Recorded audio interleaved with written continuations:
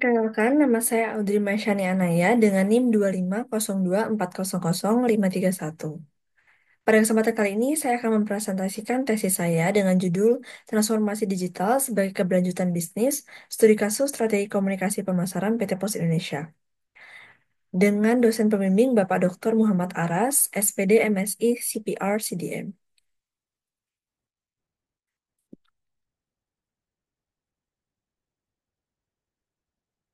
Latar belakang penelitian saya dilatar belakangi dengan adanya jumlah pengguna internet di Indonesia sebanyak 221,563 juta jiwa menurut data APJI, kemudian menurut survei Populix, PT Pos Indonesia juga sebagai perusahaan BUMN sudah menduduki peringkat ketiga setelah JNE dan JNT yang melakukan transformasi menjadi perusahaan logistik yang memiliki potensi addressable market sebesar 1,3 T dan melakukan digitalisasi tool dengan menggunakan automatic geotagging, dashboard, dan juga teknologi AI. Sebagai perusahaan logistik dengan infrastruktur yang luas dan jaringan yang kuat, PT Pos Indonesia sudah berdiri selama 278 tahun dan dapat melihat peluang, beradaptasi, dan berinovasi dalam melakukan digitalisasi. Berikut adalah dokumentasi data dari latar belakang masalah. Untuk fokus penelitiannya sendiri adalah mengidentifikasi dan memahami strategi komunikasi pemasaran PT Pos Indonesia di tengah persaingan jasa pengiriman yang ketat, dan menganalisis strategi komunikasi pemasaran dalam menerapkan transformasi digital. Berikut adalah pertanyaan penelitian. Berikut adalah tujuan penelitian sesuai dengan pertanyaan penelitian. Landasan teoritis yang digunakan adalah teori konvergensi media. Untuk landasan konseptualnya terdapat konsep new media, konsep CMC, konsep iklan digital, kemudian konsep transformasi digital, konsep jasa pengiriman, konsep marketing communication campaign, dan juga untuk state of the art terdapat 5 penelitian terdahulu menurut jurnal Scopus. Berikut adalah kerangka konseptual. Untuk metodologi penelitiannya menggunakan pendekatan kualitatif dan juga menggunakan pendekatan fenomenologi dan konstruktivisme. Untuk penelitiannya sendiri yaitu kualitatif eksploratif. Untuk metode penelitiannya yaitu studi kasus, single case study. Kemudian untuk objek dari penelitian ini sendiri adalah perusahaan logistik PT Pos Indonesia dan untuk subjeknya terdapat Vice President Digital Channel Pos Aja dan juga manajer komunikasi PT Pos Indonesia. Untuk teknik pengumpulan datanya, terdapat teknik pengumpulan data primer dan juga sekunder. Teknik analisis datanya terdapat reduksi, penyajian data, dan juga kesimpulan dan verifikasi data. Untuk teknik uji keabsahan datanya menggunakan triangulasi sumber.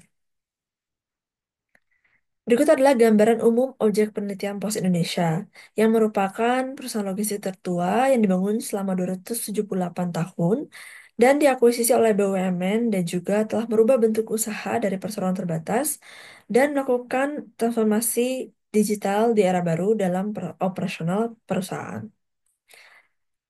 Berikut adalah tujuan, visi, dan misi perusahaan. Untuk hasil penelitiannya, terdapat bentuk transformasi digital yaitu mengembangkan ekosistem e-commerce, aplikasi pos aja, membuat digitalisasi layanan jasa keuangan, dan bentuk aplikasi transaksi pembayaran postpay.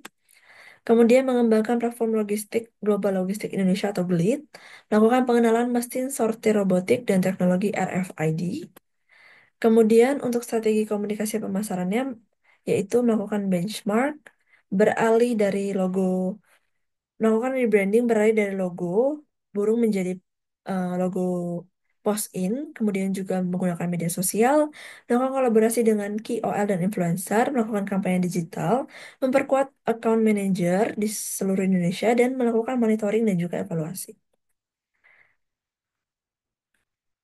Kemudian untuk transformasi digitalnya terdapat 7 bentuk. Berikut adalah bentuk transformasi digital yang sudah dilakukan.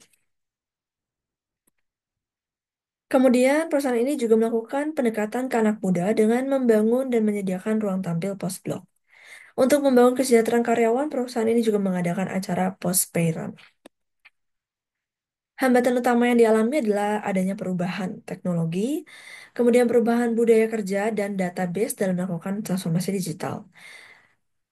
Kemudian hambatan selanjutnya adalah adanya hambatan investasi yang membuat kualitas layanan menurun. Kemudian untuk strategi komunikasi pemasarannya sendiri dibagi ke dalam 7 bagian. Berikut adalah bagiannya. Kemudian untuk transformasi digital sendiri sebagai keberlanjutan bisnis juga ditemukan dalam melakukan perubahan, yaitu memilih menjadi supply chain mulai dari bahan baku yang diolah, dikirim sampai melayani end-to-end logistik. Dalam pembahasan dijelaskan bahwa hambatan utama dan kendala yang dia alami adalah tingginya kompetisi market, kemudian hambatan dalam melakukan shifting produk dan layanan, munculnya big players dan juga mengelola sumber daya yang manusia yang banyak. Upaya yang sudah dilakukan adalah beradaptasi dengan melakukan inovasi dan juga melakukan reanalisa target pasar, kemudian melakukan berbagai promosi melalui media digital termasuk sosial media dan juga melakukan monitoring dan evaluasi. Berikut adalah simpulan dan saran. Untuk sarannya sendiri ke depannya diharapkan penelitian selanjutnya dapat dilakukan penelitian yang lebih dalam mengenai mengembangkan transformasi digital yang lebih spesifik. Contohnya meneliti bagian pos aja UMKM. Kemudian untuk strategi komunikasi dibagi ke dalam rebranding, dapat lebih disebarkan informasinya dan juga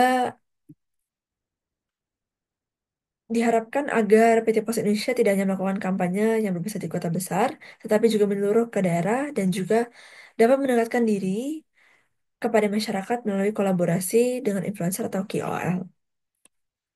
Sekian presentasi tesis saya ucapkan banyak terima kasih dan salam sejahtera bagi kita semua.